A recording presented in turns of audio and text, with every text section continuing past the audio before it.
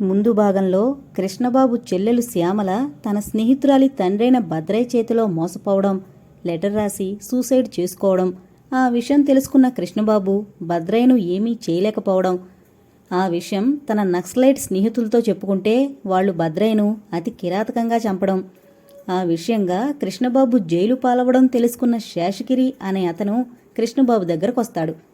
రేణుకు మీద అత్యాచారయత్నం జరగకుండా కాపాడతాడు కృష్ణబాబు.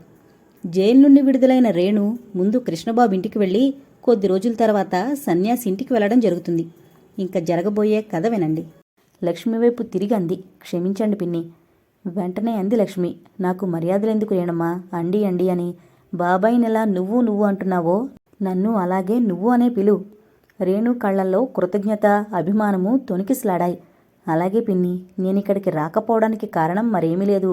నువ్వెలా ఇన్నాళ్ళు సన్యాసి బాబాయ్ లేకుండా ఒంటరిగా ఉండేదానివో అలాగే అక్కడ అన్నయ్య లేకుండా రమవదిన ఏకాకిగా ఉంది. అన్నయ్య విడుదలై వచ్చే వరకు సాయంగా ఉంటుందని వెళ్ళాను తప్ప. సన్యాసి మధ్యలోనే అందుకొని అన్నాడు, నువ్వన్నది నిజమే తల్లి. కృష్ణబాబు వచ్చేంతవరకు అక్కడే ఉండు, ఆవిడికి సాయంగా. ఆ తర్వాత మటుకు మా ఇల్లు కూడా నీళ్ళే అనుకుని ఇక్కడ ఉండాలి నువ్వు. అలానే బాబాయ్. ఆ మరునాడు బయలుదేరి విజయవాడ వెళ్ళింది రేణు. సన్యాసి చెప్పిన గుర్తుల వల్ల ఇల్లు సులభంగానే కనుక్కోగలిగింది. పద్మ వాళ్ల ఇంటి ముందు ఆమె దిగేటప్పటికీ ఇంకా ఉదయం 8 కూడా కానందున పద్మ భర్త రామారావు ఇంట్లోనే ఉన్నాడు, పనికి వెళ్లకుండా.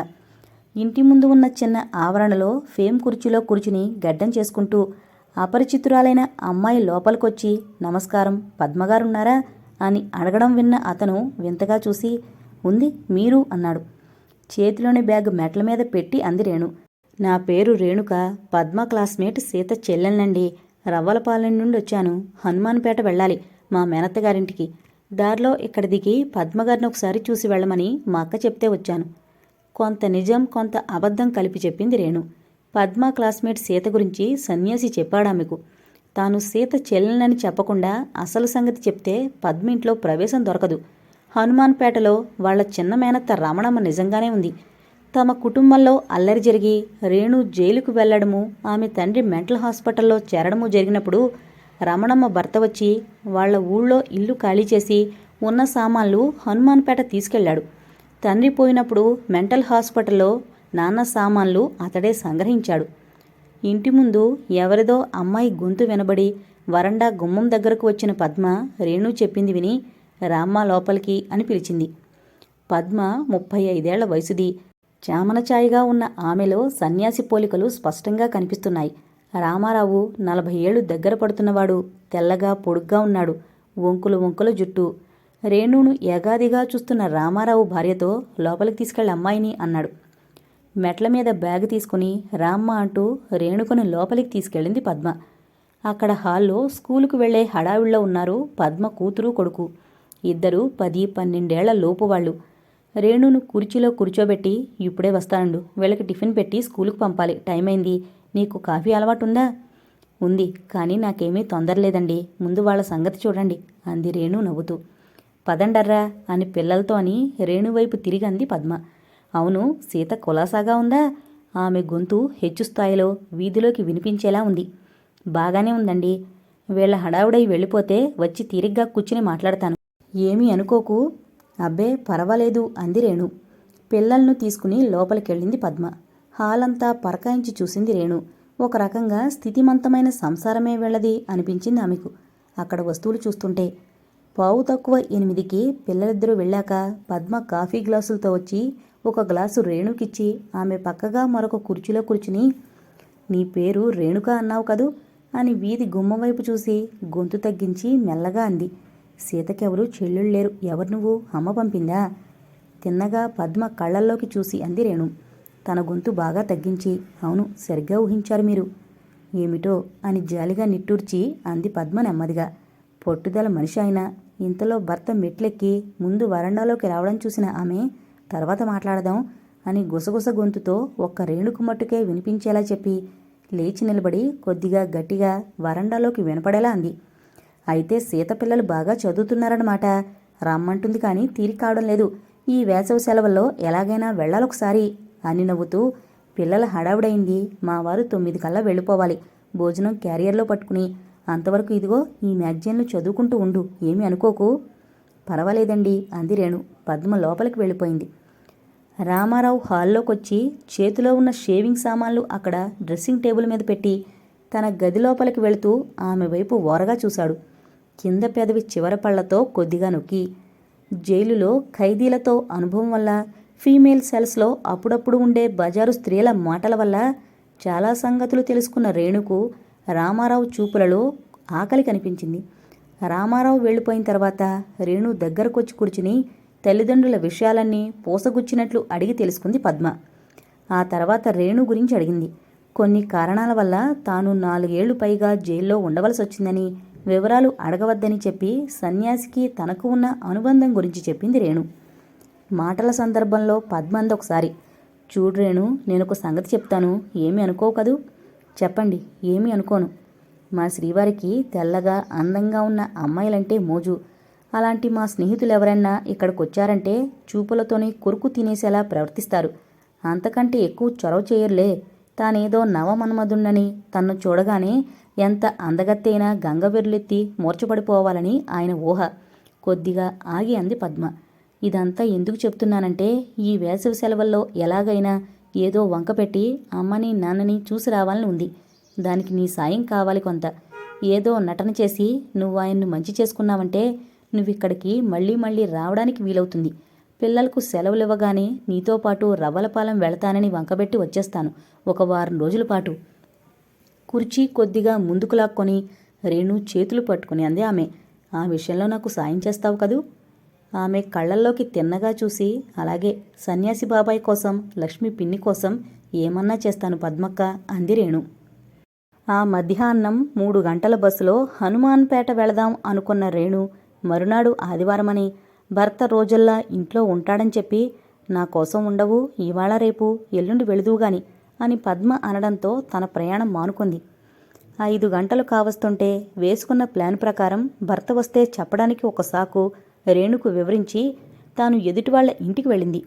ఇరుగు పొరుగు ఇళ్లకు తప్ప తాను లేకుండా ఇంకెక్కడికి వెళ్ళనివ్వడు ఆమెను రామారావు. అతడు 5:15కు స్కూటర్ మీదొచ్చి హాల్లోకి రాగానే అక్కడ ఒక కుర్చీలో కూర్చుని మ్యాగజైన్ చదువుకుంటున్న రేణు కనిపించింది. కుర్చీలో కూర్చుని జోళ్లు విప్పుకుంటూ ఓరగా రేణువైపు చూసి అడిగాడు, పద్మేది? ఎదురింటికి వెళ్లారండి. గాజులు పెట్టి వాళ్ళమ్మాయిని ఉదయమే తీసుకొచ్చారట అత్తవారి నుండి.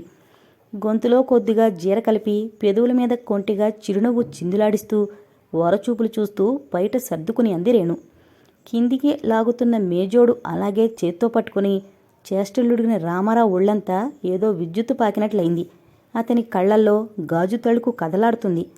చూపులు రేణు వక్షస్థలం మీదే ఉండిపోయాయి కొన్ని క్షణాలు. 5-6 క్షణాలు తాను రెప్పవేయకుండా అతని వైపు చూసి, ఆ తర్వాత తన వక్షస్థలం మీదకి చూపులు మరల్చుకుని బయట సరిగా సదురుకుని మ్యాగజైన్ చూడడం మొదలుపెట్టింది రేణు. అటువంటి పనులు జైల్లో బజారు స్త్రీలు చేయడం చాలాసార్లు చూసింది ఆమె. రామారావు గుండెలు దడదడ కొట్టుకుంటున్నాయి. వణుకుతున్న చేతులతో అతి కష్టం మీద మేజోళ్లు విప్పుకొని లేచి వెళ్ళి బూట్లు మూల ర్యాక్ మీద పెట్టొచ్చి రేణు దగ్గరగా నిలబడి కొద్దిగా గట్టిగా ఊపిరి తీస్తూ అడిగాడు, ఏమిటా పుస్తకం? నవ్వుతూ మెడవంచి అతని వైపు చూసి అంది ఆమె. ఇది మ్యాగజైన్. ఎప్పుడూ ఇలా ప్రవర్తించకపోయినా ఇప్పుడు మట్టుకు చాలా సహజంగా నటిస్తోంది ఆమె. అమ్మో, గడుసు పిల్లవేనే అంటూ చేయి జాపి ఆమె చెంప తాకినట్లు ముట్టుకున్నాడు. ఎలక్ట్రిక్ తీగ తగిలినట్లుగా జల్జల్లాడింది అతని ఒళ్ళు. వెంటనే మ్యాగజైన్ బల్లమీద పడేసి లేచి నిలబడి అతని వైపు 2-3 క్షణాలు రెప్పవేయకుండా చూసింది రేణు. చూపులతోనే తృప్తి పడతాడు తన భర్త, కాని అంతకన్నా ఎక్కువ చొరవ చేయడు అని పద్మన్నది నిజం కాదన్నమాట. తను జాగ్రత్తగా ఉండాలి. లేచిపోయావేం, కూర్చో. ఆమె భుజం మీద చేయి వేయబోయాడు రామారావు. ఆమె ఒడుపుగా తప్పించుకొని కొద్దిగా దూరంగా వెళ్ళి అంది, మీరు రాగానే టిఫిను ఫ్లాస్కులో కాఫీ మీకెమ్మన్నారు పద్మగారు. మొహం కడుక్కుని రండి. ఒక 15 గంటకొచ్చింది పద్మ. అంతవరకు అతనికి దూరంగా ఉంటూనే అప్పుడప్పుడు చూపులతో అతన్ని కవ్వించేది రేణు. ఆ మరనాడు రోజంతా ఇంట్లోనే ఉండిపోయాడు రామారావు. చూపులు తప్ప అంతకన్నా ఎక్కువ చొరవ చేయడు తన భర్త అన్న అభిప్రాయం ఆమెకున్నా అతడు రేణుతో అప్పుడప్పుడు కొద్ది నిమిషాల కన్నా ఎక్కువసేపు ఏకాంతంగా ఉండడానికి అవకాశం ఇవ్వలేదు పద్మ.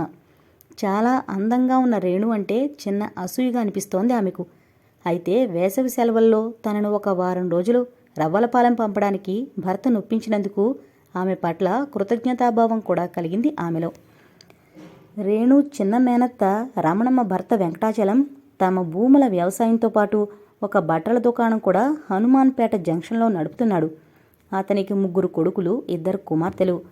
కుమార్తెలకు పెళ్ళై అత్తవారింటికి వెళ్ళిపోయారు. పెద్ద కొడుకు, చిన్న కొడుకు పై ఊళ్ళల్లో ఉద్యోగాలు చేస్తున్నారు. మధ్యవాడు సత్యానందం BA పాస్ అయినా ఉద్యోగానికి పంపక వ్యవహారాల్లో తనకు సాయంగా ఉండడానికి అక్కడే ఉంచేశాడు చలం. రమణమ్మత్త గయ్యాళి మనిషి అని రేణుకు తెలుసు. ఎప్పుడు పుట్టింటికొచ్చినా రేణు తండ్రితో ఏదో పేచీలు పడి ఘర్షణ పెట్టుకునే తిరిగి వెళ్లేదామె. సత్యానందం మట్టుకు చాలా మంచివాడు, నెమ్మదైనవాడు. రేణు కన్నా 5-6 ఏళ్లు పెద్ద సత్యానందం. అందరూ ఆనందమనే పిలిచేవాళ్ళతన్ని. అతనికి తన కుమార్తెనిచ్చి పెళ్లి చేయాలని ఉండేది రేణు తండ్రికి. కాని పరిస్థితులు వక్రించడంతో అది జరగక వేరే సంబంధం చేసుకున్నాడు ఆనందం. అతనికిప్పుడు 2 పిల్లలు. అయితే అతని మనసులో చిన్నప్పటి నుండి రేణు మీదున్న అభిమానం, ఆప్యాయత మటుకు ఇప్పటికీ అలాగే ఉంది. రేణుకు మిగిలిన దగ్గర బంధువుల్లో చలం కుటుంబం ఒకటైనా వాళ్లలో ఎవరూ రేణు జైల్లో ఉన్నంతకాలం ఒక్కసారైనా ఆమెను చూడ్డానికి రాలేదు. ఆనందానికి వెళ్లాలని ఉండేది కానీ రమణమ్మ పడనివ్వలేదు. రేణు తండ్రికి బాగా సీరియస్గా ఉన్నప్పుడు మటుకు రమణమ్మ, చలం, ఆనందం మెంటల్ హాస్పిటల్కి వచ్చి అతడు చనిపోయేంత వరకు అక్కడే ఉన్నారు 2 రోజులు. అప్పుడే కిందటిసారి వాళ్ళని చూసింది రేణు. విడుదలయ్యాక రేణు వచ్చి ఎక్కడ తమ ఇంటి మీద పడుతుందో, ఒకవేళ పడకపోయినా వచ్చి తాము తీసుకొచ్చేసిన అన్నగారింటి వస్తువులు, సామాన్లు ఎక్కడ వాపసు చేయమంటుందో అని రమణమ్మ భయం. నిజానికి వాళ్లను చూడాలని గాని సామాన్లు తీసుకుపోవాలని కానీ రేణుకు కోరిక లేదు. తండ్రి రిస్టు వాచి, తామింట్లో గోడ గడియారము, అమ్మ తాలూకా నగల్లో ఏదో ఒకటి, అమ్మ పట్టుచీరొకటి, ఇలాంటి కొన్ని వస్తువులు మట్టుకు తన చిన్నప్పటి జీవితానికి జ్ఞాపక చిహ్నాలుగా ఉంచుకోవాలని ఉంది. అందుకే వచ్చింది హనుమాన్పేటకు ఆమె. జంక్షన్లో బస్సు దిగిన ఆమె చలం బట్టల షాపు ఎక్కడ ఉందో కనుక్కుని అక్కడికి వెళ్ళింది. ఆనందం ఉన్నాడక్కడ. ఆమెను చూడగానే అతని మొహం విప్పారింది. అరే రేణు, ఎప్పుడు విడుదలయ్యావు? మాకు తెలియదే.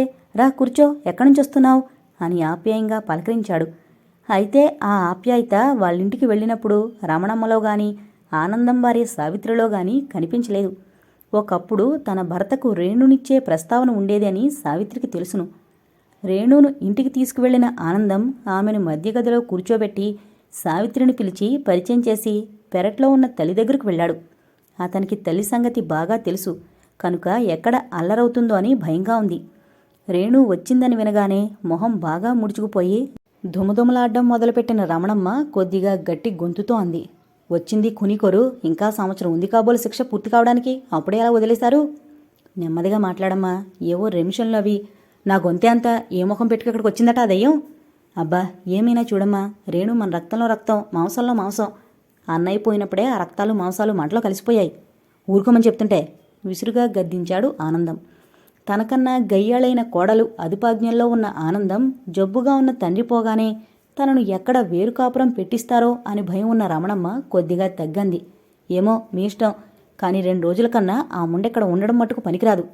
అలాగేలే, నువ్వు మట్టుకేదో పలకరించి తప్ప అనవసరమైన మాటలు మాట్లాడుకు, గట్టిగా నొక్కి చెప్పాడు ఆనందం. అక్కడ గోడ మీదున్న గడియారం మీద నిలిచిపోయాయి రేణు చూపులు. అది తమదే. వస్తువులన్నీ ఎక్కడో మూల పెట్టకుండా వాడుకుంటున్నారన్నమాట. ఆ గది పరకాయించి చూసింది. అక్కడ ఉన్న కుర్చీలలో 4 కుర్చీలు తమింట్లోవే. బల్ల మీద పెట్టిన 2 సొరుగుల అద్దం కూడా. గాలికి పరదాలు తొలగినప్పుడు పక్క గదిలోకి చూసింది ఆమె. అక్కడ తాను జైలుకు వెళ్లకముందు పడుకునే పందిరి పట్టి మంచం కనిపించింది. ఆమె గుండెలు కలుక్కు కలుక్కుమనడం మొదలుపెట్టాయి. కళ్లల్లో కూడుకోబోయిన నీటిని అతి బలవంతంగా పైకి రాకుండా ఆపుకుంది. భర్త ముందే చెప్పడం వల్ల రేణు నమస్కారం పెట్టినప్పుడు ఎప్పుడొచ్చావు అని మట్టుకే అడిగిన సావిత్రి ఒక 1/2 నిమిషం ఏమీ మాట్లాడకుండా అక్కడ కూర్చుని లేచి అత్త ఇప్పుడే వస్తోంది కూర్చో అని లోపలికి వెళ్ళిపోయింది. అంతకుముందే ఆమె మనస్సు జైలుకి వెళ్లకముందు గడిపిన తన జీవితం తడుముకోవడం మొదలుపెట్టింది. వెళ్ళి ఆ ఆలోచనలు తన జీవితంలో మరుపురాని ఆ రోజు మీద, మనసు మీద లగ్నమయ్యాయి ఎప్పట్లాగే.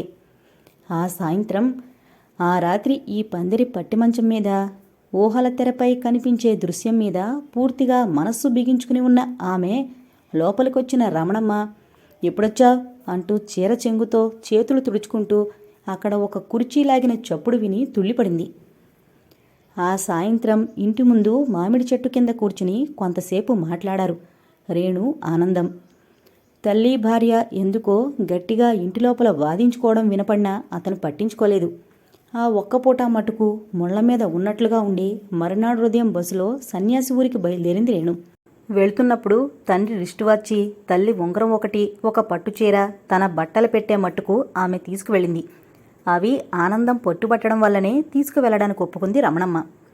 గోడ గడియారం కూడా తీసుకువెళ్లమన్నాడు ఆనందం. కానీ ఇంకే వస్తువులు ప్రస్తుతం తనకు అక్కర్లేదని చెప్పింది. అప్పుడప్పుడు వచ్చి చూస్తానని చెప్పి ఆనందం ఆమె అడ్రస్ తీసుకున్నాడు. ఆమె వెళ్లిన పని సాధించుకొచ్చినందుకు లక్ష్మి, సన్యాసి పొంగిపోయారు. వేసవి సెలవులకు ఇంకా ఎన్నాళ్లు పడుతుందో లెక్క చూసుకుంది లక్ష్మి. అక్కడ 3 రోజులుండి కృష్ణబాబు ఊరికి వెళ్ళిపోయింది రేణు. ఇంకా ఆమెను అక్కడే ఉంచివేయాలని సన్యాసి ప్రయత్నించాడు. కానీ రమాదేవి తనను అభిమానంగా చూస్తోందని, వేగంగా వచ్చివేయమని చెప్పిందని, తాను ఉన్నందువల్ల కృష్ణబాబు ఇంట్లో లేని లోటు రమాదేవి కొంతవరకు మర్చిపోగలుగుతుందని రేణు చెప్పడంతో సన్యాసి ఊరుకోవలసి వచ్చింది. రమా పిన్నతల్లి కొడుకు వేణుగోపాలం ఆ ఊళ్ళోనే ఒక బ్యాంకులో ఆఫీసర్గా ఉన్నాడు. అతనికి 25 ఏళ్లు, ఇంకా పెళ్లి కాలేదు. చాలా రోజులుగా పెళ్లి కాకుండా ఉండిపోయిన తన సొంతక్క నాగమణికి ఆ మధ్య వివాహం జరిగిన తర్వాత పెళ్లి చూపులకు వెళ్లమని తల్లిదండ్రుల బలవంతం ఎక్కువైంది. కానీ తాను చదువుతున్న కరస్పాండెన్స్ కోర్సు పూర్తి చేసి ఆ పరీక్ష పాస్ అవుతూనే గాని పెళ్లి సంగతి తలపెట్టడం ప్రశ్నే లేదని, ఏ బంధాలలోనూ పడకుండా తప్పించుకుని తిరుగుతున్నాడు ఇంతవరకు. పత్రికలలో కథలు, నవలలు, వచ్చిన కవిత మారు పేరుతో రాస్తూ కొంత ప్రఖ్యాతి తెచ్చుకున్న అతనికి కొన్ని ఆదర్శ భావాలున్నాయి. ఏ హరిజనుల కన్యనో లేక తమ జాతిలోనే ఎవరో వితంతువునో చేసుకుని సంస్కర్తగా పేరు తెచ్చుకోవాలన్నది అందులో ఒక ఆదర్శం. సన్యాసి వాళ్ల ఊరికి రేణు వెళ్ళినప్పుడు ఒక ఆదివారం ఉదయం కృష్ణబాబు ఇంటికి వచ్చాడు వేణు. అప్పుడప్పుడు వచ్చి అక్క అక్క అంటూ తమతో అభిమానంగా మాట్లాడి వెళ్లడం అతనికి అలవాటు. సెలవు రోజైతే అక్కడే భోంచేసి సాయంత్రం వరకు ఉండి వెళ్తుంటాడు అతడు. రామిచ్చిన కాఫీ టిఫిను పూర్తి చేసుకున్న తర్వాత మాటల మధ్యలో ఒకసారి కృష్ణబాబు ఇంట్లో గెస్ట్ రూమ్లోని అటాచ్డ్ బాత్రూంకి వెళ్ళినప్పుడు అక్కడ చీరలు, పరికిణీలు మొదలైనవి చూసి పైకొచ్చిన తర్వాత అడిగాడు, ఎవరో చుట్టాలొచ్చినట్లున్నారే, మీ ఇంటికి రమక్క? అప్పుడు రమ చెప్పింది అతనికి రేణుని గురించి. రచయిత అయిన అతనిలో రేణును చూసి మాట్లాడాలని కోరిక కలిగింది ఆ క్షణంలో. 2 వారాల తర్వాత మళ్ళీ అతను వచ్చినప్పుడు రేణుని పిలిచి, ఈ అమ్మాయి రేణుక అని, మా వారికి చెల్లెలవుతుంది వేణు అని అతనికి ఆమెను పరిచయం చేసింది రమ. ప్రబంధ సుందరిలా కనిపిస్తున్న రేణు అతని మనస్సును బాగా ఆకట్టుకుంది ఆ తొలి పరిచయంలోనే. అలా చూడడం బావుండదని తెలిసినా అతని చూపులు మాటిమాటికి ఆమె మీదకు వెళ్ళాయి చాలాసార్లు. చామనచాయిగా పొడవుగా ఉండి వంకుల జుట్టుతో, పొడవాటి వేళ్లతో, వినడానికి ఇంపుగా ఉన్న గొంతుతో ఉన్న వేణుని చూడగానే తుళ్ళిపడింది రేణు ముందు. తనకు పరిచయమైన మొహంలాగే కనిపిస్తోంది అతని మొహం. ఆమె గుండె జోరుగా కొట్టుకోవడం మొదలుపెట్టింది. కొద్దిగా వణుకుతున్న చేతులు జోడించి అతనికి నమస్కారం పెట్టి ఎదుట ఒక కుర్చీలో కూర్చున్న ఆమె మనసులో ఆలోచనలు అల్లకల్లోలంగా తిరుగాడుతున్నాయి. తనకు తెలియకుండానే రెప్పవేయకుండా వింతగా అతని వైపు చూసింది ఆమె చాలాసార్లు. అలా చూస్తున్నప్పుడు ఒకసారి ఇద్దరి చూపులు కలుసుకున్నాయి. ఆ కళ్ళు ఇదివరకు తాను చూసినవే అనిపిస్తోంది ఆమెకు. అప్పుడే సదురుకుంటున్న గుండె మళ్లీ జోరుగా కొట్టుకోవడం మొదలుపెట్టింది.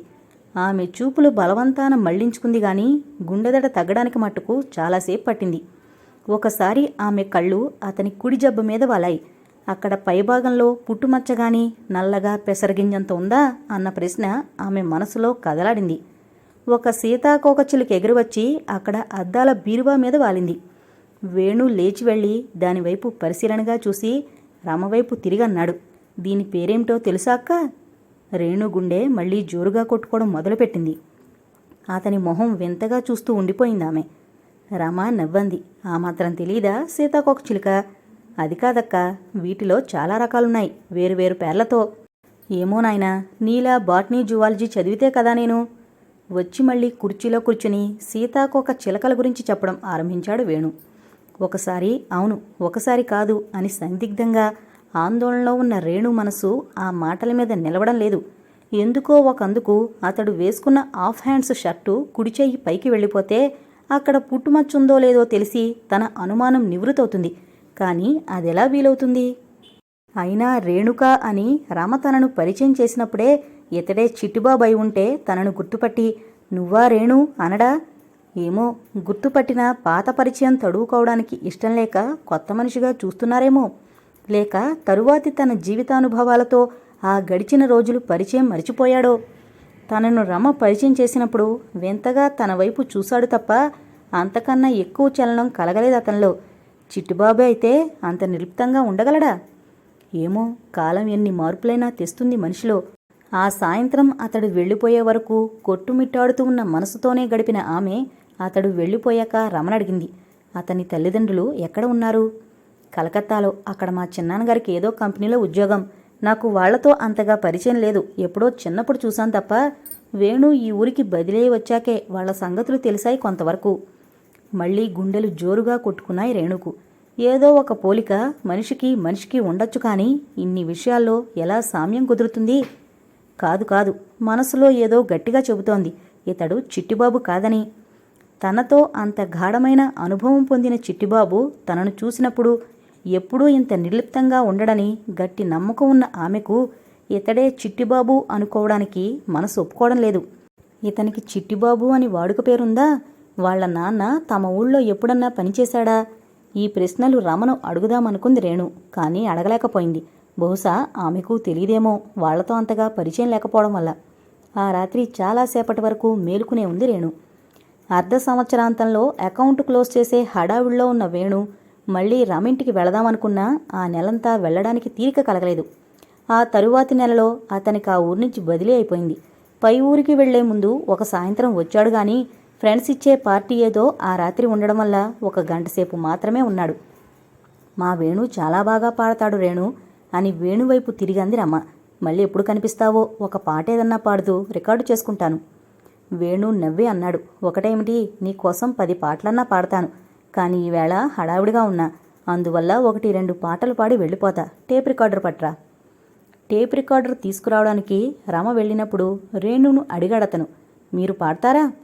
గుండెలు జోరుగా కొట్టుకుంటున్న ఆమె ఆహా రాదు అని మట్టుకే నెమ్మదిగా అంది. రికార్డర్ తెచ్చి ప్లగ్ పాయింట్ దగ్గర పెట్టి సిద్ధం చేసిన తర్వాత రమంది, కానీ ఏ పాట పాడమంటావు? నీ ఇష్టమే అని అంతలో ఆగి అంది. ఒక నిశీదిలో అడవిదారిలో అని పాడావా వేళ, అది పాడు ముందు. రికార్డింగ్కు కావలసిన 2 బటన్స్ నొక్కి వచ్చి కుర్చీలో కూర్చుంది రమ. వేణు పాడుతుంటే ఆ గొంతు ఇదివరకు విన్నట్లుగానే అనిపించింది రేణుకు. జోరుగా కొట్టుకునే గుండెలతో అలాగే మౌనంగా కూర్చుని ఆ పాట వింది. ఆ పాట అయిన తర్వాత స్విచ్ ఆఫ్ చేసి అంది రమ, చాలా బాగుంది, ఈసారి మల్లెలు విరిసే మధుమాసమం అన్నది పాడు. మళ్ళీ స్విచ్ వేసింది ఆమె. కళ్ళు గిరగిరా తిరుగుతున్నట్లుగా అనిపిస్తోంది రేణుకు ఆ పాట వింటుంటే. పెదవులు బిగబట్టి గట్టిగా కళ్ళు మూసుకుంది రేణు ఆ పాట అంతం కావస్తున్నప్పుడు. ఆ పాట కాగానే వేణు వాచి చూసుకుని లేచి, వస్తానక్క, ఇంకా 2 చోట్లకు వెళ్ళాలి పార్టీకి వెళ్లే ముందు అని రేణువైపు తిరిగి వస్తానండి అన్నాడు. ఎక్కడో ఆలోచనల్లో ఉన్న రేణు తుళ్ళిపడి కళ్ళు తెరిచి వెర్రిగా అతని వైపు ఒకసారి చూసి సదురుకుని లేచి నిలబడింది. చాలా బాగా పాడతారు మీరు. Thanks for the compliment. వస్తాను, సెలవు, నమస్కారం. నమస్కారం అని చేతులు జోడించిన రేణు వెళుతున్న అతని వైపే చూస్తూ నిలబడింది. రమ వెళ్ళి అతనిని గేటు వరకు సాగనంపి తిరిగి వచ్చినంతవరకు ఎక్కడో శూన్యంలోకి చూస్తూ అలాగే ఉండిపోయింది ఆమె. పోలీసుల ఇన్వెస్టిగేషన్లో భద్రయ్య హత్యలో కృష్ణబాబు పాల్గొనలేదని, తక్కిన వాళ్లతో అతడు వెళ్లినా జరిగిన హింసాకాండకు అతడు పూర్తిగా దూరంగా ఉన్నాడని తేలింది. అప్రూవర్లుగా మారిన కొంతమంది గిరిజనులు ఇచ్చిన కన్ఫెషన్ స్టేట్మెంట్ల వల్ల, భద్రయ్య ఇంట్లో పని మనుషుల వాంగ్మూలాల వల్ల, ముఖ్యంగా రాధికిచ్చిన స్టేట్మెంట్ అతని నిర్దోషత్వానికి చాలా సాయపడేలా ఉంది. తన తండ్రిని చంపిన తర్వాత తనను చిత్రవధ చేయడానికి కొంతమంది తన గది దగ్గరకొచ్చారని, అయితే కృష్ణబాబు వచ్చి తనను లోపల బాత్రూంలో గడియ పెట్టుకుని ఉండమని చెప్పారని, ఆ తర్వాత అతడు తన గదిలోకి ప్రవేశించిన మనుషులతో గట్టిగా వాదించి తనకు ఏ ఆపద కాకుండా కాపాడాడని చెప్పింది రాధిక. అయితే పోలీసులు ఎంత బలవంతం పెట్టినా తన సహచరులకు విరుద్ధంగా ఏ వాంగ్మూలమూ ఇవ్వడానికి నిరాకరించాడు ముందు కృష్ణబాబు. ఎవళ్ళు ఏ ప్రశ్నలు అడిగినా అన్నింటికీ మౌనమే జవాబుగా స్థాణువులా నిలబడ్డాడు అతడు మొదట్లో. అక్కడ జరిగిన హింసాకాండలో అతనికి తన సహచరుల మీద అసహ్యం కలిగినా వాళ్లకు విరుద్ధంగా సాక్ష్యం ఇవ్వడానికి అతని మనసు ఒప్పుకోలేదు. కానీ క్రమక్రమంగా తన తరపున నియమించబడ్డ లాయర్ల బోధన వల్ల రమారేణుల ఒత్తిడి వల్ల చివరకు మెత్తబడి స్టేట్మెంట్ ఇవ్వడానికి కోర్టులో తన తరపున తానే సాక్ష్యం ఇవ్వడానికి ఒప్పుకున్నాడు కృష్ణబాబు. విచారణ చేసే మెజిస్ట్రేటు గాని జడ్జి గాని నిందితుణ్ణి పరీక్ష చేసి ప్రశ్నలు వేయవచ్చు కోర్టులో. అది ప్రాసిక్యూషన్ కథనం పూర్తయిన తర్వాతనే ఇంకెవళ్ళు అంటే ప్రాసిక్యూషన్ గాని డిఫెన్స్ తరపున ఉన్న లాయర్లు కానీ అతన్ని ఏ ప్రశ్నలు అడగడానికి మామూలుగా వీలుండదు. తనంతట తాను తన తరపున సాక్షిగా ప్రమాణం చేసి బోన్లో నిలబడితే తప్ప. ఆ విధంగా సాక్షిగా నిలబడ్డాడు మనసు మార్చుకున్న కృష్ణబాబు. అంతవరకు తన చెల్లెలు శ్యామలకు జరిగిన అన్యాయం పైవాళ్లెవాళ్లకీ చెప్పని అతడు కోర్టులో అదంతా వివరించి చెప్పాడు. ఆ తర్వాత తన మనసులో భద్రయ్య అంటే కలిగిన ఏహేభావం ఆధారంగా తీసుకుని ఏ విధంగా వాళ్లతో ఆ రోజు రాత్రి తాను కూడా వెళ్లడానికి చంద్రశేఖర్ ఉపేంద్రరావు బలవంతం పెట్టారో అది వివరించాడు. ఆ వెనక అక్కడ జరిగిందంతా పోసగుచ్చినట్లు చెప్పాడు. ఏ నిందితుడు సాక్ష్యమిచ్చినా తక్కిన సాక్షుల సమర్థన ఉంటేనే గాని దానికి విలువుండదు. అయితే కృష్ణబాబు సాక్ష్యానికి తక్కిన సాక్షుల స్టేట్మెంట్లలో చాలా సమర్థన దొరికింది. విచారణ చేస్తున్న సెక్షన్ జడ్జికి కృష్ణబాబు అంటే ఒక రకమైన సానుభూతి కలిగింది.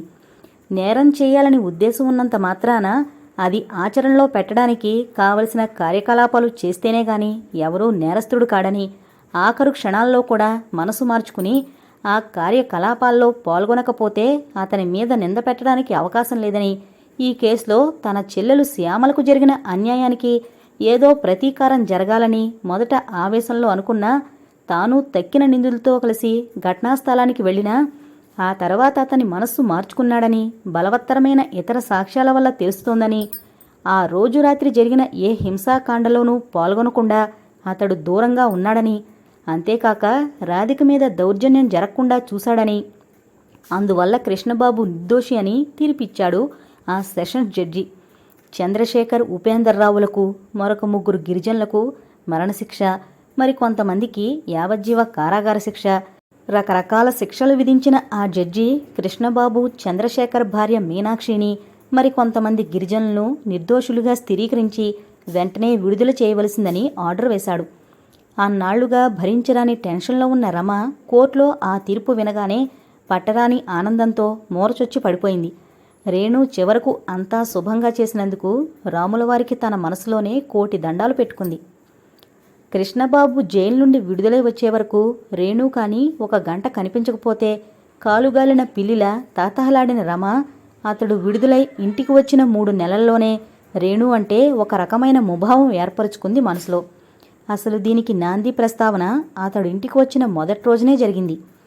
జైలు నుండి వచ్చినప్పుడు తెచ్చుకున్న గులాబీ అంటూ కృష్ణబాబు చెప్పినట్లుగా పోర్టికో పక్కన గొయ్యి తీసి ఎరువు వేసి నాటింది రేణు. అది 5-6 అడుగుల ఎత్తు పెరిగి అక్కడ పెట్టిన తీగల చట్రం మీద దట్టంగా పాకిపోయింది. కాని ఇంకా మొగ్గలు తొడగడం మొదలవలేదు ఆ తీగలలో. ఆ తీగలను చేతితో తడుముతూ చిరునవ్వుతో అన్నాడు కృష్ణబాబు. ఆ వాళ్ళ ఏమిటన్నావు రేణు? ఈ గులాబీ పూలు రేకులు పలుచని మంచు పొరల్లా పూతరేకు ముక్కల్లా ఉంటాయని కదూ? కిలకిలా నవ్వి అంది రేణు. ఇంకా జ్ఞాపకముందా ఆ రోజు వెర్రిగా నేనేదో అలాగన్నాను? ఎలా మర్చిపోగలను రేణు? నీ మాటలు, రమ మాటలు జ్ఞాపకం రాని గడియ ఉండేదా ఇన్నాళ్ళు? తన గురించి తప్ప ఇంకెవరి గురించి తన భర్త అలా మాటిమాటికి జ్ఞాపకం తెచ్చుకోవడం ఇష్టంలేని రమకు ఆ మాటలు చిన్న చిన్న వేడి సూదుల్లా చెవుల్లో గుచ్చుకున్నాయి. ఆ తరువాత రేణు కృష్ణబాబుల సంభాషణ ఆ సూదుల్ని పదును గుణపాలుగా మార్చాయి. రేణు అంది తాను ఆ తీగలను చేతులతో తడుముతూ, ఎన్నిసార్లు అక్కడ ఆ జైల్లో ఆ గులాబీ పూలరేకుల్ని నా బుగ్గలకి రాసుకుంటూ అలా నిలబడిపోయేదాన్ని నిమిషాల తరబడి. ఎంతో హాయిగా అనిపించేది. నేను నాటిన చిన్న అంటూ అంతగా పెరిగిపోయి అన్నెన్ని పువ్వులు పూస్తుంటే నీ బుగ్గలకి ఆ రేకులకి తేడా ఏముంది నిజానికి? అటువంటి మాటలు చెల్లెలు శ్యామలతోనూ అనేవాడు చాలాసార్లు కృష్ణబాబు. అయితే అప్పుడెప్పుడు అనిపించినంత చిరాగ్గా అనిపించింది రమకు ఆ వేళ రేణుకతో అతడలా అనగానే. ఆస్తి బాగా ఉండడం వలన రోజులు గడవడానికి ఇబ్బంది లేకపోయినా ఏమీ వ్యాపకం లేకుండా ఇంట్లో గోళ్లు గిల్లుకుంటూ కూర్చోవడం ఇష్టంలేని కృష్ణబాబు 6-7 నెలలుగా ఎంత ప్రయత్నం చేసినా ఉద్యోగ ప్రయత్నాలు ఫలించక చిరాకుగా ఉంటూ ఒకరోజు ఇంటికి తిరిగి వచ్చిన తర్వాత మధ్యాహ్నం కొంతసేపు పడుకోవడానికి అంకెలు 200-300 వరకు లెక్కపెట్టి చిన్న కాలవ దాటే తెల్లటి గొర్రెల్ని మనసులో ఊహించుకుని 1, 2, 3 అని వరుసగా 500 వరకు లెక్కబెట్టి ఆ ప్రయత్నాలేవీ ఫలించక వచ్చి డ్రాయింగ్ రూంలో ఒక మ్యాగజైన్ పేజీలు తిరగేస్తూ కూర్చున్నప్పుడు అవతల వంటింట్లో ఏదో రమ సర్దుతున్న చప్పుళ్ళు వినిపించి రమా రమా అని పిలిచాడు గట్టిగా. మొహం ముడుచుకుని ఉన్న రమొచ్చి గుమ్మం దగ్గర నిలబడి అంది కొద్దిగా చిరాకు ధ్వనించే గొంతుతో, ఏం ఎందుకు? ఇలా రారమా. అవతల దూరంగా వరండాలో కూర్చుని ఏదో అల్లుకుంటున్న రేణువైపు ఒకసారి చూసి అడుగులలో అడుగు వేసుకుంటూ ఇష్టం లేనట్లుగా రమ అతడు కూర్చున్న దగ్గరకొచ్చి 2 అడుగుల దూరంలో నిలబడంది. అక్కడ బోళ్ళెంత పని ఉంది, ఎందుకు పిలిచారు?